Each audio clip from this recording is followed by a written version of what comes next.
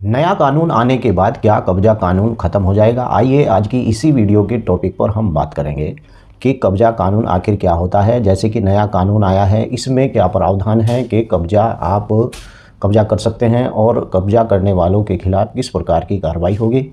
और साथ ही जानेंगे कि अगर कब्जा कानून ख़त्म हो जाए तो इससे क्या नुकसान होगा, क्या फ़ायदा होगा, यानी कि किस प्रकार से इस कब्जा कानून को ख़त्म करने से क्या नुकसान लोगों को हो सकते हैं। तो चलिए वीडियो को विस्तार से शुरू करते हैं। लेकिन उससे पहले आपको एक जानकारी दे दूं कि मैं हफ्ते में 3 बार यानी कि बुधवार और जुमे के दिन और इतवार के दिन मैं लाइव होता हूं शाम 8 बजे।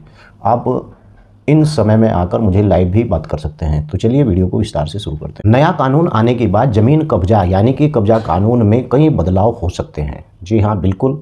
हाल ही में भारत सरकार ने यानी कि ज़मीन कब्जा कानून में कई संशोधन किए हैं, जिनमें प्रमुख संशोधन किए गए जिसका प्रमुख बदलाव ये है कि अवैध कब्जे की परिभाषा में बदलाव हुआ है और अब अवैध कब्जा की परिभाषा यानी कि विस्तार से किया गया है, जिसमें कि किसी भी प्रकार का कब्जा शामिल है जो कानूनी अधिकार के बिना होता है। नंबर 2, कब्जा करने वालों की सजा यानी कि अब कब्जा करने वालों की जो व्यक्ति हैं उसे 5 से 3 साल से 5 साल की सजा हो सकती है और साथ ही वहां पर 50,000 से 2 लाख रुपए तक का जुर्माना भी लगाया जा सकता है।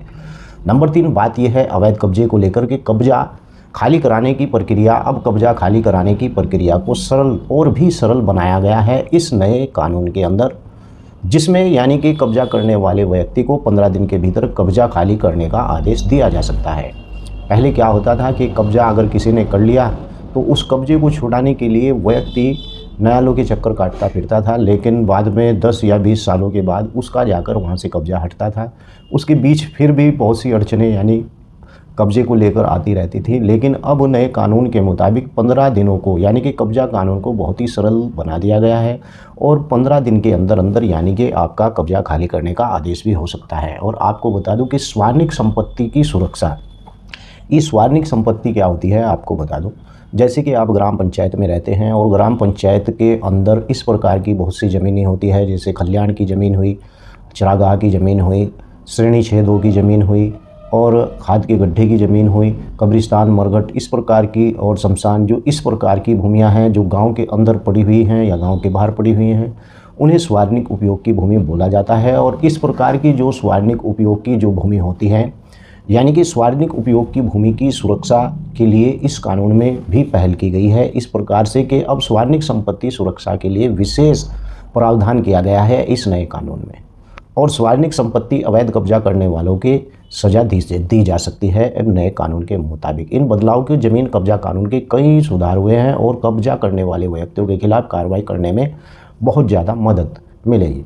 अब हम जान लेते हैं कि किस किस राज्य के अंदर कौन कौन सा कब्जा कानून लागू है और उस कब्जा कानून के ऊपर यानी कि राज्य सरकारें काम कर रही हैं। जमीन अवैध कब्जा भारत के कई राज्यों में लागू होता है और अवैध कब्जे को रोकने के लिए यानी कि सार्वजनिक संपत्ति सुरक्षा के लिए बनाया गया है। और इसमें कुछ महत्वपूर्ण बिंदु ये है कि कानून के प्रावधान यानी कि अवैध कब्जे की परिभाषा यह है कि कानून के अवैध कब्जों की परिभाषा इसलिए दी गई है जिसमें किसी भी प्रकार का कब्जा शामिल है जो कानूनी अधिकार के लिए बिना होता है। यानी कि कोई व्यक्ति किसी की भूमि पर कब्जा करता है और उसकी उसे परमिशन नहीं है तो इस प्रकार के कब्जे को ही अवैध कब्जा कहा जा सकता है। और नंबर 2 बात इसमें यह है कि इस कब्जा कानून के अंदर यानी कि सज़ा का ये प्रावधान है 3 से 5 साल तक की सज़ा है और 5 लाख रुपए से 2 लाख रुपए से 50,000 रुपये तक का जुर्माना भी लग सकता है। कब्जा खाली कराने की एक प्रक्रिया ये है कि नए कानून के मुताबिक अब 15 दिन में आप कब्जा करने का आदेश ला सकते हैं। तो चलिए मैं अब आपको बता देता हूं कि किस किस राज्य में कौन सा कब्जा कानून लागू है। नंबर 1, उत्तर प्रदेश में यानी कि कब्जा कानून अधिनियम 1979 यानी कि ये कब्जा कानून लागू है उत्तर प्रदेश के अंदर। और बिहार प्रदेश की ज़मीन कब्जा अधिनियम 1985 लागू है। और वहीं पर मध्य प्रदेश की ज़मीन कब्जा अधिनियम 1984 यानी वहाँ पर लागू है अधिनियम। राजस्थान में राजस्थान ज़मीन कब्जा अधिनियम 1984 ही लागू है। यानी कि इस कानून का उद्देश्य यह है कि अवैध कब्जे को रोका जाए। मैंने बहुत सी वीडियो में बता भी रखा है कि प्रत्येक राज्य का अपना अलग अलग कानून होता है, यानी कि मामला प्रक्रिया सबकी एक ही होती है, लेकिन उसका नाम चेंज कर दिया जाता है, थोड़ी बहुत उसमें फेरबदल होती है। जैसे कि अब उत्तराखंड के अंदर अपना कानून बनाने राज्य सरकार जा रहा है, उससे पहले उत्तर प्रदेश के नियम यहाँ पर लागू होते थे, लेकिन बीच में इसमें संशोधन किया गया है। ऐसे ही सभी राज्यों में थोड़ा बहुत संशोधन होकर, लेकिन ज़मीन का कानून सबका एक ही होता है, क्योंकि जो भी डिसीजन चलता है सुप्रीम कोर्ट से चलता है। सुप्रीम कोर्ट के आधार पर ही जो डिसीजन लिया जाता है किसी भी मुकदमे के अंदर, तो उसी की ही रूलिंग प्रत्येक राज्य के प्रत्येक न्यायालयों में चलती है। तो यही कारण हुआ कि प्रत्येक राज्यों के अंदर वही कानून लागू होता है जो सेंटर या फिर जहाँ पर भी राज्य सरकार होती हैं जिनके जो कानून होते हैं।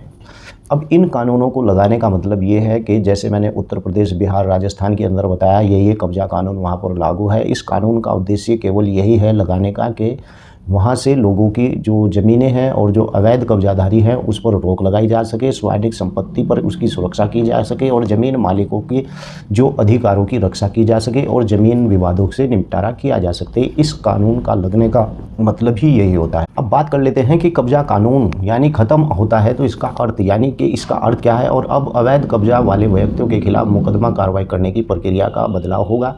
यहाँ कुछ मैं आपको थोड़ा सा बता देता हूँ कि सकारात्मक परिणाम अगर कब्जा कानून ख़त्म होता है तो अवैध कब्जे की कमी, यानी कि कब्जा कानून ख़त्म होने से अवैध कब्जे में कमी आ जाएगी। नंबर 2, ज़मीन मालिकों को राहत, ज़मीन मालिकों को अपनी ज़मीन की सुरक्षा के लिए अब अधिक कानूनी समर्थन मिलेगा अगर कब्जा कानून ख़त्म हो जाता है। और सरकारी संपत्ति पर सुरक्षा यानी सरकारी संपत्ति सुरक्षा में सुधार भी होगा। लेकिन इसके उलट और इसके गलत परिणाम जो होंगे अगर कब्जा कानून हट जाता है तो कानूनी जटिलताएँ, यानी कि कब्जा कानून ख़त्म होने से कानूनी जटिलताओं और ज़्यादा बढ़ सकती हैं। नंबर 2, अवैध कब्जे में वृद्धि। यदि नए कानून के अवैध कब्जे के लिए यानी कि सज़ा का प्रावधान नहीं है तो अवैध कब्जा यानी कि वृद्धि हो जाएगी अवैध कब्जे में। नंबर 3, ज़मीन विवाद की वृद्धि, यानी कि अगर इस प्रकार का इसका नकारात्मक एक और पहलू सामने निकल कर आएगा कि विवाद में वृद्धि हो सकती है, क्योंकि अब अवैध कब्जा करने वाले व्यक्तियों के खिलाफ कानूनी कार्रवाई करने की प्रक्रिया में बदलाव होगा। नए कानून की आवश्यकता क्यों पड़ रही है? अवैध कब्जे के लिए यानी कि सज़ा का प्रावधान है उसके अंदर, लेकिन पिछले कानून के अंदर इस प्रकार का प्रावधान नहीं था। ज़मीन मालिक था लेकिन कम सज़ा थी। ज़मीन मालिकों के अधिकारों की रक्षा मिलेगी नए कानून से और सरकारी संपत्ति की सुरक्षा भी मिलेगी, ज़मीन विवादों का निपटारा भी होगा।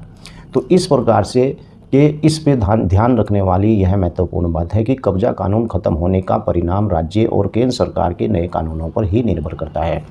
यानी कि इस प्रकार से अगर कोई कब्जा आपके यहाँ पर करता है तो आपको इस बात की जानकारी हो गई होगी कि नए कानून के अंदर 15 दिन के अंदर उसे उसके खिलाफ आदेश लाया जा सकता है। लेकिन अब कब्जा करने वाले को 3 से लेकर 5 साल की सज़ा भी हो सकती है और वहीं उस पर 50,000 का जुर्माना या 2 लाख तक का जुर्माना भी लग सकता है। वीडियो कैसी लगी है वीडियो के नीचे लिखकर ज़रूर बताएं। आपका कोई सवाल है तो वीडियो के नीचे लिखें।